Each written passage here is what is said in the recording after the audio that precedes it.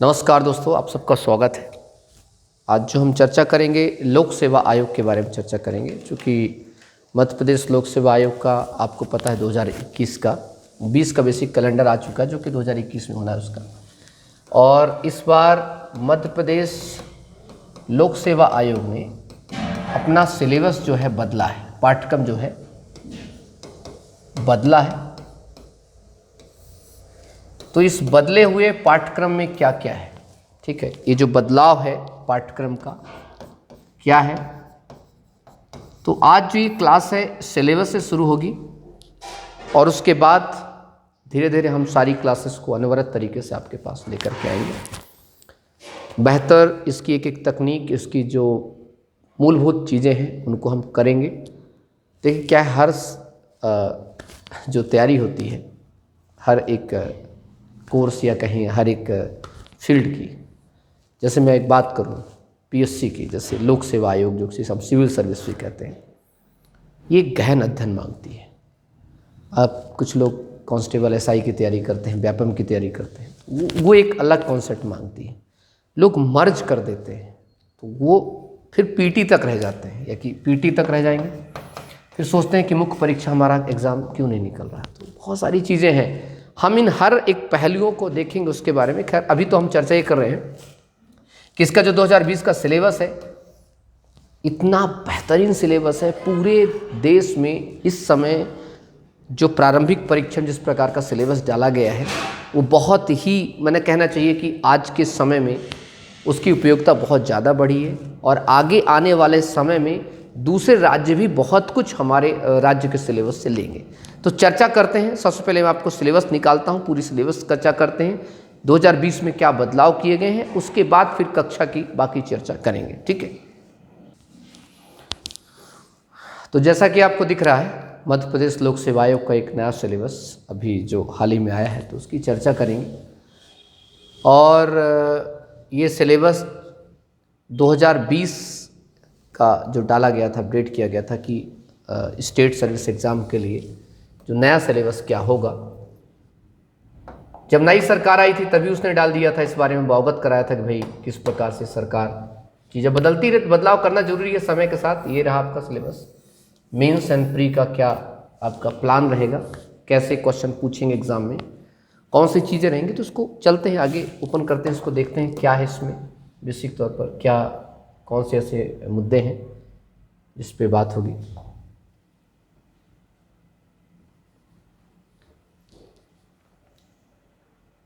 ये आप सबके सामने खुल गया, ठीक, उम्मीद करता हूँ दिख रहा होगा आप सबको। ये अब सही दिखेगा आप सबको, थोड़ा सा और इस पे नज़दीक ले आते हैं। इसकी चर्चा देखिएगा, चयन प्रक्रिया, बाकी सारी चीज़ जो भी है।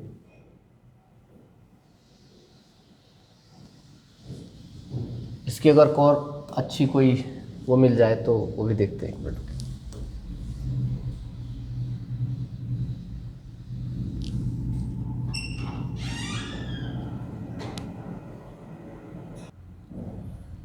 तो ये गवर्नमेंट ने नया दिया है कि भाई अभी स्टेट सर्विस का सिलेबस क्या होगा, जिसे सिविल सर्विस कहते हैं, और फॉरेस्ट के लिए क्या सिलेबस होगा। दोनों सिलेबस नए डाले गए हैं। चर्चा मैं करूंगा सबसे पहले इसी की, क्योंकि अभी हमारी जो क्लासेस का शेड्यूल है, क्लासेस का, वो सारा यही रहेगा, क्या है क्या नहीं है। सबसे पहले प्रारंभिक परीक्षा, जो लोग अभी नया नया तैयारी शुरू कर रहे हैं, नए नए जो बच्चे हैं, कुछ न्यू कॉमर्स हैं, या कुछ लोग नहीं जानते कि भाई सिलेबस जो है एमपीपीएससी की तैयारी में आता क्या है, एमपीपीएससी में क्या क्या करना चाहिए, तो उसकी पहले चर्चा करते हैं। तो इसमें देखेंगे, देखिए सबसे पहले इतना जानना चाहिए आप लोगों को, दो प्रश्न, मतलब एक आपकी जो राज्य सेवा परीक्षा होती है 3 चरणों में होती है, प्रारंभिक परीक्षा, मुख्य परीक्षा और इंटरव्यू। तो उसमें सबसे पहले प्रारंभिक परीक्षा में 2 प्रश्न पत्र आते हैं। प्रश्न पत्र 1 सामान्य अध्ययन का होता है, 2 घंटे का होता है, 200 अंक का होता है। दूसरा होता है द्वितीय प्रश्न में सामान्य अभिरुचि, जो होता है 2 घंटे का होता है, 200 अंक होता है। और इस परीक्षा का मतलब सिर्फ ये है, अभ्यर्थियों को मुख्य परीक्षा में योग्य अर्ह घोषित करना। इसके मार्क्स जो है अंतिम सूची में नहीं जोड़े जाते। अंतिम शिशिर मुख्य परीक्षा साक्षात्कार में प्राप्त अंकों को ही जोड़ा जाता है। कुल मिला के ये कहें कि प्रारंभिक परीक्षा चूंकि बहुत भीड़ आ जाती है, तो भीड़ को कम करके जो इम्पोर्टेंट हैं, जो उनको सीधे उनको इन करना होता है। ठीक, ऐसे पहले यूपीएससी में हुआ करता था कि पहले सीधे मुख्य परीक्षा ही हुआ करती थी। ठीक, लेकिन जब भीड़ बढ़ने लगी तो फिर प्रारंभिक परीक्षा शुरू की गई। दोनों प्रश्न पत्र, ये पहला जो प्री होता है एमसीक्यू प्रकार का होता है और प्रत्येक प्रश्न पत्र 2-2 अंकों का होता है। 100 प्रश्न होते हैं बेसिक तौर पर। प्रारंभिक परीक्षा में जो दूसरा प्रश्न पत्र होता है, इसके मार्क्स जो है जुड़ते नहीं हैं प्रारंभिक परीक्षा में भी। जुड़ने का मतलब जब मेरिट बनती है तो मेरिट में उसको कंसीडर नहीं किया जाता है। कुल मिला के जो जीके वाला पेपर होता है उसी के आधार पर आपका चयन होता है, प्रारंभिक परीक्षा सेलेक्टेड होते हैं। पीटी जैसे कहते हैं, पीटी मेरा क्वालिफाई हो गया। तो जो 100 क्वेश्चन है जो 200 मार्क्स का है उसी के आधार पर होता है। सेकंड में सिर्फ आपको क्वालिफाई करना होता है। लगभग आपको 33%, 40% जो भी अलग अलग कैटेगरी को बनाया गया है। अब इसके बाद इस पे जो चर्चा हमारी बेसिक तौर पर है कि ऐसा क्या है इसमें, कौन सी चीज़ें हैं, कौन सा सिलेबस इस बार आया है प्रारंभिक परीक्षा में। ठीक, तो वो सिलेबस की चर्चा करती है आपका प्रारंभिक परीक्षा का सामान्यतः सस्पेंड, जिसे आप कहते हैं पहला पेपर। पहले पेपर में तो सबसे पहले पेपर को इस बार एमपीपीएससी ने क्या किया है, 10 यूनिट बनाया है। समझिएगा अच्छे से, 10 यूनिट बनाया है। पूरे के पूरे इन्होंने प्रारंभिक परीक्षा को 10 यूनिट बना दिया कि 10 यूनिट के आधार पर आपका सिलेबस होगा। इन 10 यूनिट में से आपको क्वेश्चंस आएंगे, 100 नंबर के क्वेश्चंस आएंगे और ये 10 यूनिट पर रहेंगे। अब एक एक यूनिट को बात करते हैं। सबसे पहला है हमारा इकाई 1, यूनिट 1, इसकी चर्चा करते हैं। इस पे क्या है, इस इकाई में मध्य प्रदेश का इतिहास, संस्कृति एवं साहित्य। तो बहुत महत्वपूर्ण चीज़ें हैं कि इतिहास की बात करें तो मध्य प्रदेश के इतिहास की महत्वपूर्ण घटनाएं, प्रमुख राजवंश, इनको पढ़ना है आपको। स्वतंत्रता आंदोलन में मध्य प्रदेश का योगदान। तो अक्सर देखते हैं कि मैं जब भी कोई करंट अफेयर की क्लास देता हूँ, बाकी चीज़ें एमपी जीके की जब भी क्लास देता हूँ तो आपको बताता रहता हूँ। इस मान लीजिए अब बात करें इतिहास की महत्वपूर्ण घटनाएं में, आपने देखा कि झंडा सत्याग्रह हुआ, हमारे यहाँ जो है चारण पादुका नरसंहार हुआ, बहुत सारी घटनाएं हुई मध्य प्रदेश में, बहुत सारी घटनाएं। राजवंशों की बात करें तो राजवंशों में आता क्या है बेसिक तौर पर एग्जाम में, तो राजवंशों में चर्चा चलती है। जैसे आप देखेंगे हमारा सिंधिया वंश की बात हुई, गौंड वंश हुई, बात हुई है ना। लगभग कम से कम 15 से 20 वंशों का राजवंशों का प्रभाव रहा है। किसमें प्रभाव रहा है, इसमें हमारे जो इसका चीज़ें। ठीक, इसके अलावा मध्य प्रदेश की प्रमुख कलाएं एवं स्थापत्य कला। अब ये भी एक इम्पॉर्टेंट, जैसे अब राजा भोज जो है, ठीक है, जो राजा भोज के उसमें देखिए पूरा, आप मांडू में चले जाइए, मांडू के जो किले हैं, बाकी सारी जगहों पर देखिए, वो सारी चीज़ें उसमें इंपॉर्टेंट। अब इसके बाद हमारी है मध्य प्रदेश की प्रमुख जनजातियां और बोलियां। अब जनजातियों में आपने देखा होगा कोरकू है, बहुत सारी जनजातियों के बारे में क्वेश्चन पूछता रहता है। एक भगोरिया जनजाति के बारे में बड़ा एक कॉन्सेप्ट आपने सुना होगा। बोलियों की बात करें तो बघेली और बुंदेली, ये सब चीज़ें बोली है, मालवी, निमाड़ी, ये सब चीज़ें बोली होती, ये भी चर्चा करेंगे। मध्य प्रदेश के त्यौहार, लोक संगीत, लोक कलाएं, लोक साहित्य, मध्य प्रदेश के प्रमुख साहित्यकार एवं उनकी कृतियां, मध्य प्रदेश के प्रमुख धार्मिक एवं पर्यटन स्थल हैं, ये भी एग्जाम में आप इसके लिए डाला गया इसको। मध्य प्रदेश के प्रमुख जनजाति व्यक्तित्व, जैसे आप लोग जैसे टटरिया, भील वगैरह आपने सुना होगा। ठीक, मध्य प्रदेश में काफ़ी बड़ा व्यक्तित्व रहा इन लोगों का। ये हुआ पहला कि मध्य प्रदेश का इतिहास, सिर्फ एक एमपी के इतिहास को लेकर के क्वेश्चन इसमें सिलेबस बना। दूसरा क्वेश्चन यहाँ पर बनेगा, ये पहला यूनिट आपका खत्म हो गया। दूसरा यूनिट जो है आपकी वह भारत के इतिहास की चर्चा करें। अब टोटल भारत का मतलब ट्रेडिशनली आपको इसकी तैयारी करनी पड़ेगी अच्छे से। भारत के इतिहास, भारत के इतिहास का मतलब है प्राचीन एवं मध्यकालीन भारत के इतिहास की बात है। पूर्व घटनाएं, उनकी प्रशासनिक, सामाजिक, आर्थिक व्यवस्थाएं क्या है उनकी। 19वीं 20वीं शताब्दी में सामाजिक धार्मिक सुधार कौन कौन से हुए, स्वतंत्रता संघर्ष, भारतीय राष्ट्रीय आंदोलन, स्वतंत्रता के पश्चात भारत के एकीकरण, पुनर्गठन। ये क्वेश्चन जो आता है आपका पुनर्गठन आयोग 1956 के बाद से जैसे अपना मध्य प्रदेश बना, तो कैसे बना, ये सारे क्वेश्चन यहाँ से आएंगे। भारत के इतिहास की चर्चा करें, उसकी घटनाओं की चर्चा करें, तो उसमें आप देखेंगे किस प्रकार से भारत में आज़ादी कैसे आई। तो मॉडर्न इंडिया की शुरुआत होती है बेसिक तौर पर जब वो अंग्रेज, जहाँ से ठेठ मॉडर्न इंडिया शुरू होता है, बंगाल की जब अपना ऑक्युपाई कर लेते हैं, बंगाल को अपने कब्जे में कर लेते हैं। 1757 का जब युद्ध होता है, बैटल ऑफ प्लासी और बैटल ऑफ बक्सर 1764। तो 1757 के बाद से देसी तरीके का, ठेठ तरीके का आपका क्वेश्चन शुरू होता है आपके एग्जाम के लिए। बाकी एक आध क्वेश्चन पूछ ले उधर उधर से अलग बात है, लेकिन बेसिक तौर पर ये चीज़ें होती हैं। तो ये आपका है भारत का इतिहास, जहाँ से आपके क्वेश्चन आएगा आपके। इसके अलावा इसमें डाला है जो सबसे इंपॉर्टेंट मध्य प्रदेश का भूगोल।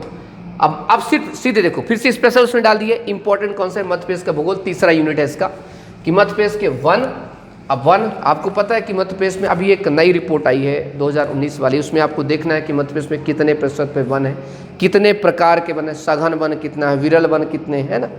इसके अलावा वन्य जीव अभ्यारण्य जानते हैं बहुत सारे हमारे यहाँ तो है ही, नदियाँ हैं, नदियाँ कमायका, पर्वत श्रृंखलाएँ कौन कौन सी है। मध्य प्रदेश की जलवायु प्रदेशों को बांटी, एक एक घंटे का चैप्टर है। मध्य प्रदेश के प्राकृतिक खनिज संसाधन कौन कौन से, तो जैसे आप सुना होगा आपने मलाज खंड, ठीक है, अब बालाघाट वगैरह में देखते हैं तो बहुत सारे खनिज संसाधन मिलते हैं। अभी जो शहडोल के आसपास बहुत बड़ी बड़ी मोटी वो परत पाई गई है कोयले वगैरह की। अभी कहा जाता है बीना के आसपास जो है सोना पाया, सोना की एक खोज की गई कि सोना बहुत ज़्यादा यहाँ भरा है, कटनी के आसपास की चीज़ें है ना। मध्य प्रदेश से परिवहन की बात करते हैं, जैसे क्वेश्चन पूछ लेता है कि बताओ निम्नलिखित में से कौन सा नेशनल हाईवे मध्य प्रदेश से नहीं गुजरता, या कौन सा गुजरता है, अगर कोई गुजरता है तो बता दो सबसे नज़दीक शहर कौन पड़ता है। तो ये सारे क्वेश्चन आते हैं इसके। मध्य प्रदेश की प्रमुख सिंचाई एवं विद्युत परियोजनाएं अभी जो हाल ही में लॉन्च की गई वो, और जो पहले से चली आ रहे हो। इसके अलावा कृषि, पशुपालन और इस पर आधारित उद्योग और इसके आधारित जो संस्थाएं हैं वो कहाँ हैं, वो आपके क्वेश्चन इसमें आएंगे। उसके बाद अगला है हमारा मध्य प्रदेश के भूगोल के बाद अगला यूनिट, चौथा यूनिट है भारत एवं विश्व का भूगोल डाल दिया उसने। तो भारत एवं विश्व का भूगोल अब इतना आसान नहीं कि उसका 10 से 15 दिन आपको लगेंगे इसको बढ़िया आराम से पढ़ने में, इत्मीनान से पढ़ने में। कैसे? क्योंकि पहले भौतिक भूगोल है, भौतिक विशेषताएं। अब शुरुआत आप कहाँ से करेंगे? पृथ्वी, अपृथ्वी, ग्रह, तारे, इस सब चीज़ों का बनना कैसे बने, बिग बैंग की थ्योरी से शुरुआत करेंगे। फिर प्लेट विवर्तन की थ्योरी पढ़ेंगे, फिर उसके बाद जलवायु और उसको प्रभावित करने वाले कारक, ज्वालामुखी, भूकंप, ये आप सब पढ़ेंगे भौतिक भूगोल में। और भौतिक भूगोल के बाद दूसरा आता है आपका प्राकृतिक संसाधन, जैसे वन कहाँ, खनिज संपदा कितनी, जल, कृषि, वन्य जीव, राष्ट्रीय उद्यान, अभ्यारण्य, सफारी, ये जो मध्य प्रदेश के अलावा ये भारत की बात करते हैं वहाँ से आते हैं। फिर आता है सामाजिक भूगोल की बात करें, इसमें जनसंख्या संबंधी, जननांकी। आप देखते हैं कई बार क्वेश्चन आपके एग्जाम में पूछता है आयु लिंग अनुपात की, साक्षरता दर कहाँ कितना ज़्यादा है, कहाँ कितना कम है। ये हो सकता है एमपी से भी पूछता है, साथ ही साथ इंडिया से पूछ सकता है कि भाई ये बताइए कि किस देश में या किस प्रदेश, हमारे भारत के किस राज्य में सबसे ज़्यादा जनसंख्या वृद्धि कहाँ पाई गई, सबसे कम कहाँ पाई गई, लिंग अनुपात कहाँ ज़्यादा है, कहाँ कम है, ये क्वेश्चन आते हैं। इसके अलावा आर्थिक भूगोल की बात करें तो आर्थिक भूगोल का मतलब ये कि जो हमारी ज्योग्राफी, मतलब हम जिससे हमें इम्पॉर्टेंट फ़ायदा है, जैसे कोयला।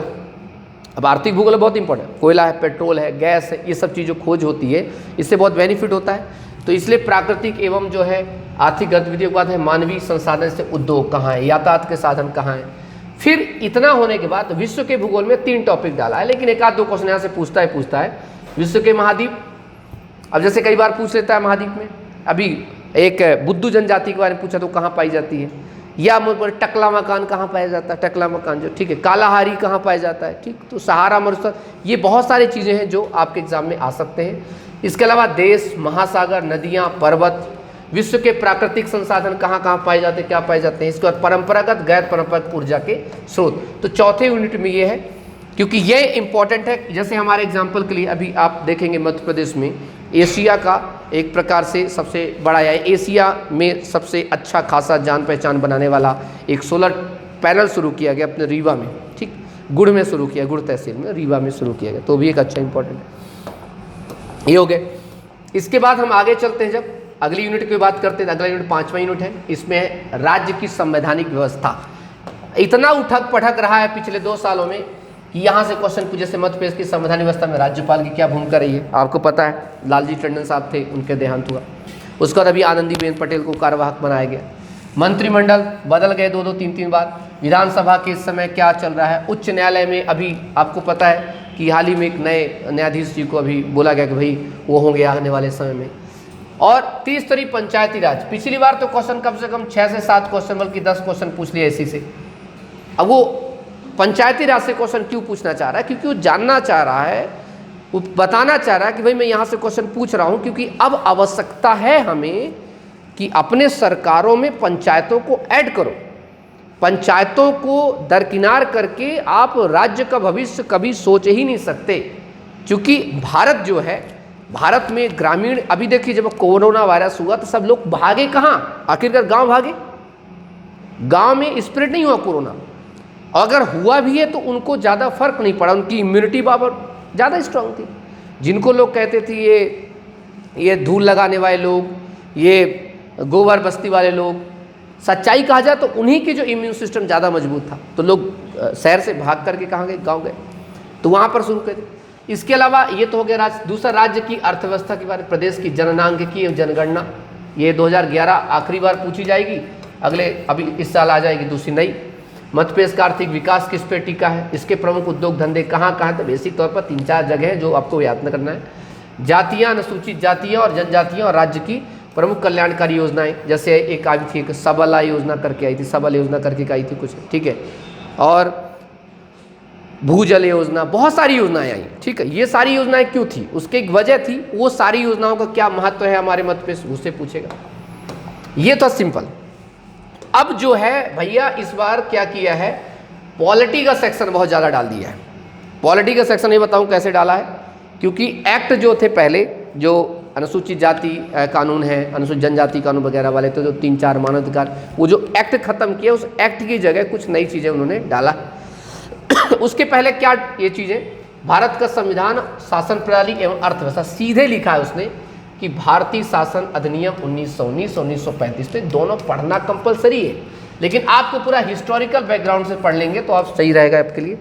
फिर संविधान सभा कैसे बनी, संविधान सभा में कौन कौन थे, फिर संघीय कार्यपालिका में क्वेश्चन पूछेगा आपको, जैसे पीएम होता है, बाकी मिनिस्टर्स हैं, राष्ट्रपति, संसद कैसे काम करते हैं, नागरिकों के मौलिक अधिकार, कर्तव्य और राज के, अगर लक्ष्मीकांत के 10 चैप्टर शुरुआत के, बाकी एंड के भी बीच में कुछ पढ़ लेंगे तो काफ़ी है। फिर संवैधानिक संशोधन, अभी आपको पता है 104 तक हो चुके हैं, उसमें कैसे है। सर्वोच्च न्यायालय न्यायिक व्यवस्था क्या है, अभी आपको पता है 34 न्यायाधीश से 33+1 है, तो कौन है, ये भी क्वेश्चन पूछेगा। उसके अलावा एक क्वेश्चन और है, भारतीय अर्थव्यवस्था से, ज़्यादा तो नहीं पूछता, लेकिन इस बार इसने स्पेशली डाल दिया है, ऐसे कभी डालता नहीं था वैसे। इसने कहा है कि भारतीय अर्थव्यवस्था में कैसी भारतीय अर्थव्यवस्था, तो आपको पता है ग्रामीण कृषि अर्थव्यवस्था हमारी, औद्योगिक विकास और विदेशी व्यापार कैसा है, बैलेंस ऑफ पेमेंट, बीओपी आ जाता है, आयात निर्यात, इसमें एक्सिम बैंक वगैरह के बारे में आप पढ़ेंगे। वित्तीय संस्थाओं को पढ़ेंगे, जैसे रिजर्व बैंक, अब ये इससे कई सारे क्वेश्चन बनते हैं। राष्ट्रीयकृत बैंक बनते हैं, कितने नेशनल बैंक है, तो अभी कितने बैंकों को मर्ज किया गया है, कौन कौन से हैं। सेबी और एनएससी गैर बैंकिंग वित्तीय संस्थाएं। अब बात यह है, एक तो बैंकिंग संस्थाएं हमारी हो गई क्या, बैंक वगैरह। गैर वित्तीय मतलब जैसे आप देखें बजाज फाइनेंस, एक क्या है वो, गैर बैंकिंग वित्तीय संस्था है, बजाज फाइनेंस हो गई, चिटफंड कंपनी जो थी, ठीक, ये था। अब इसके बाद क्या हुआ, अगला सिलेबस उसने डाल दिया है विज्ञान एवं पर्यावरण। अभी देखा पॉलिटी फिर से आएगा, अभी विज्ञान एवं पर्यावरण 7वां यूनिट है। अब देखिए ये कभी इतना शानदार एक्सप्लेन आज तक कभी भी सिलेबस में नहीं किया था एमपीपीएससी ने। पहली बार सिंपल लिख देता था सामान्य विज्ञान, जो एक पढ़े लिखे व्यक्ति से अपेक्षित है, लेकिन उसने स्पष्टीकरण किया कि आपको विज्ञान के मौलिक सिद्धांत पढ़ने, वहां से क्वेश्चन आएगा। भारत के प्रमुख वैज्ञानिक संस्थान कहाँ कहाँ हैं, उनकी उपलब्धियां क्या हैं, उपग्रह एवं अंतरिक्ष प्रौद्योगिकी कहाँ है, पर्यावरण जैव विविधता बहुत इंपॉर्टेंट, इस बार तो लग रहा है अच्छा आएगा। पारिस्थितिकी तंत्र, ये 2 इंपॉर्टेंट टॉपिक, क्योंकि कोविड-19 की वजह से समझ में आ गया कि भैया हमें आवश्यकता है कि समझना है। पोषण आहार पोषक तत्व, मानव शरीर संरचना, अब इसको पढ़ना है आपको। कृषि उत्पाद तकनीक कौन कौन सी आ गई, खाद्य प्रसंस्करण जैसे मेगा फूड पार्क वगैरह जो बनाए जा रहे हैं, स्वास्थ्य नीति एवं स्वास्थ्य कार्यक्रम, तो अभी हेल्थ पॉलिसी लाई गई थी सरकार के द्वारा, उसके क्वेश्चन है। उसके अलावा है क्या इसमें, प्रदूषण, प्राकृतिक आपदाएं और प्रबंधन, यहाँ से क्वेश्चन, ये पहले नहीं था, इसको अब डाला गया ताकि जो अब का युवा, आने वाला युवा जो है एसडीएम जो बने समझ जाए। इसके अलावा इन्होंने डाला कि अंतर्राष्ट्रीय व राष्ट्रीय समसामयिक घटनाएं। अब देखो ये बहुत इंपॉर्टेंट है, ये कम से कम यहाँ अपने आप में 25 से लेकर 30 क्वेश्चन अपने समेटिक के आए गए, क्योंकि इस बार लिख दिया उसने। महत्वपूर्ण व्यक्तित्व एवं स्थान है, महत्वपूर्ण घटनाएं, भारत एवं मध्य प्रदेश की प्रमुख खेल संस्थाएं, खेल प्रतियोगिताएं एवं पुरस्कार। तो भैया जिसने खेल पुरस्कार समझ लिया तो 5 से 10 क्वेश्चन को उसको तो फायदा हो ही जाता है, वो अपना पीटी आराम से सिक्योर कर लेता है। इसके बाद आता है हमारा ये जो डाला है इस पे अब बच्चे सोच रहे हैं कि हम क्या पढ़ें, और पढ़ाने वाले सोच रहे हैं कि क्या। तो ये जो यूपीएससी वाले शिक्षक रहे होंगे या जिन्होंने यूपीएससी का या कि तैयारी की होगी अच्छे से, या कि तैयारी करवाई होगी, वो लोग सही तरीके से इसको डिलीवर कर पाएंगे। और ये या कि जिनका बैकग्राउंड बढ़िया रहा होगा, अच्छी यूनिवर्सिटी वगैरह से पढ़े होंगे, ठीक, झोला छाप छोड़ करके। तो इस पे क्या है, इलेक्ट्रॉनिकी। अब देखना, ये नया सिलेबस डाला गया सूचना एवं संचार प्रौद्योगिकी का, इलेक्ट्रॉनिकी सूचना एवं संचार प्रौद्योगिकी, IT जा रहा है। रोबोटिक्स बड़ा खतरनाक है। आर्टिफिशियल इंटेलिजेंस, अभी इस साल UPSC ने पूछा। साइबर सिक्योरिटीज, ई-गवर्नेंस, इंटरनेट तथा सोशल नेटवर्किंग साइट, जैसे आप यूट्यूब देख रहे हैं, ये भी खुद देखिए, इंस्टा, फेसबुक, ये सब। ई-कॉमर्स, इन पे जो कानून है, इनसे समस्याएं, इनसे चीज़ें, इनसे जुड़े हुए उपयोग अनुपयोगों के बारे में पूछेगा आपसे। इसके अलावा है आखिरी जो यूनिट जो जोड़ी गई है बहुत इंपॉर्टेंट, एक्ट को हटा करके, वो ये है राष्ट्रीय एवं प्रादेशिक संवैधानिक संवैधिक संस्थाएं आयोग। जैसे भारत का निर्वाचन आयोग, इसमें आपको पढ़ना उसकी योग्यताएं क्या है, कहाँ निर्वाचन, कौन से अनुच्छेद में, सारी चीज़ें। राज्य निर्वाचन आयोग के बारे में, संघ लोक सेवा आयोग का कार्यकाल क्या है, कौन नियुक्त करता है, क्या सब चीज़ें। मध्य प्रदेश लोक सेवा आयोग के बारे में, नियंत्रक एवं महालेखा परीक्षक के बारे में, CAG से आप लोग कहते हैं। नीति आयोग के बारे में 2015 में आए, मानवाधिकार आयोग के बारे में, महिला आयोग के बारे में, बाल संरक्षण, अनुसूचित जाति जन। तो इस पर बेसिक तौर पर देखना है इनका क्या, कि चेयरमैन कौन है, डिप्टी चेयरमैन कौन है, कौन नियुक्त हो सकता है, अध्यक्ष की योग्यताएं क्या होती है, सदस्य की क्या योग्यताएं होती है, कौन नियुक्त करता है, सेलेक्ट कमेटी कौन होती है। यहीं से क्वेश्चन पूछेगा और कुछ नहीं, या कि पूछ लेगा कौन संवैधानिक संस्था है, कौन गैर संवैधानिक। तो सिंपल है, अगर क्वेश्चन पूछे संवैधानिक, तो संवैधानिक का मतलब जिसके बारे में संविधान में चर्चा, उसे संवैधानिक, और गैर संवैधानिक जिसके संवैधानिक चर्चा नहीं है। एक और होता है सांविधिक, स्टैट्यूटरी बॉडी होती हैं जो संसद के कानून के द्वारा बनाई जाती हैं, लेकिन उनके बारे में चर्चा संसद संविधान में नहीं है, वो आपकी कहलाती है कि सांविधिक टाइप की संस्था आ जाती है। ठीक, जैसे अब एग्जाम्पल के लिए बताओ भाई, इनमें से कौन सी संस्था मतलब गैर संवैधानिक है, बताओ।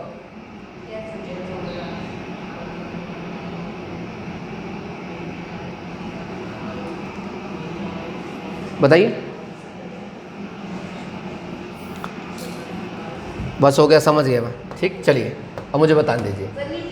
अब देखिए, पहला नीति आयोग, ये संविधान में नहीं है, मानवाधिकार नहीं है, महिला आयोग नहीं है, संरक्षण नहीं है। ठीक, तो अब ये जो चीज़ें हैं ये आपके संविधान में नहीं है, तो अब जब नहीं है तो तय है। सतर्कता आयोग इसके बारे में नहीं है, सूचना आयोग इसके बारे में नहीं है। अभी पिछड़ा वर्ग आयोग, इनको तो अभी डाला गया है, कोई दिक्कत नहीं है, लेकिन पहले पिछड़ा वर्ग आयोग नहीं था। तो ये जो सारी चीज़ें हमारे लिए इंपॉर्टेंट होती हैं कि कैसे हमें करना है, कैसे नहीं करना है। ठीक, क्योंकि SC ST के लिए पहले एक आयोग था, फिर SC के अलग बनाया गया, ST के अलग बनाया गया, अभी हाल ही में एक और बदलाव करके एक पिछड़ा वर्ग कमीशन के बारे में चर्चा की गई। तो ये अभी हाल का है।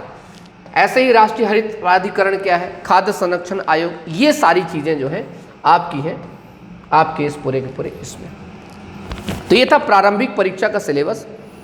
ये अपने आप में जिस व्यक्ति ने प्रारंभिक परीक्षा का सिलेबस अच्छे से तैयारी करेगा, वो मुख्य परीक्षा में भी अच्छे नंबर प्राप्त करेगा, ये तय है। ठीक, क्योंकि मुख्य परीक्षा का सिलेबस मैं बाद में डिस्कस करूंगा, आप लोग मुझे कमेंट पे जरूर लिख के बताइएगा, ताकि मैं मुख्य परीक्षा सिलेबस लेके आऊँ आपके लिए। इसके साथ साथ मैं आपको बता देना चाहता हूँ, आपका पेपर जो है 11 अप्रैल को पेपर है आपका 2021 का, प्री का पेपर है आपका, प्री वाला। आपको समय बहुत कम है, अपने आप को जिस प्रकार से ढालना चाहते हैं, जैसे ढालना चाहते हैं वैसे ढाल सकते हैं, जैसे करना चाहते हैं वैसे कर सकते हैं। चौहान एकेडमी की एक कोशिश है कि अब जो है आपकी क्लासेस शुरू करूंगा मैं, और सबसे पहले क्लासेस आपकी शुरू हो रही हैं पॉलिटी से, क्योंकि पॉलिटी का बहुत बड़ा सेक्शन है।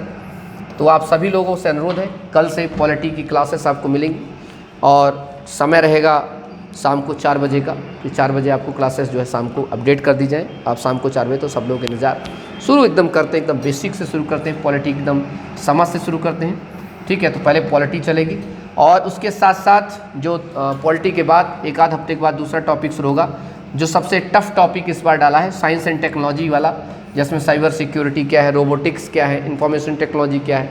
क्योंकि लोगों के पास इसके नोट्स नहीं हैं, लोग अब ढूंढ रहे हैं, भटक रहे हैं। ठीक है, MP में लगातार 20 साल से जो सिलेबस चला रहा था उसी की किताबें हैं, उसी को बस किसी प्रकार से खोदा भी ना जा रहा है। ठीक, लेकिन चीज़ें थोड़ा सा डिलीवर करनी पड़ेगी। ठीक है, तो मैं Dinesh Singh Chauhan, thank you so much for watching this video.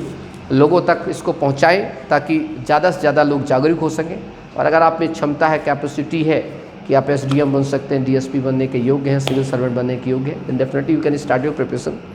दूसरी चीज़, आपके घर में लगता है कोई भाई बहन, छोटा भाई बहन है, कोई जिसको लगता है कि ये कर सकता है, तो उसको थोड़ा वीडियो दिखाएं ताकि वहाँ से एक शुरुआत कर सके अपना। अभी जो सबसे अच्छी एज होती है फर्स्ट ईयर, 12वीं पास करने के बाद बच्चा थोड़ा थोड़ा शुरू कर दे NCERTs को पढ़ना।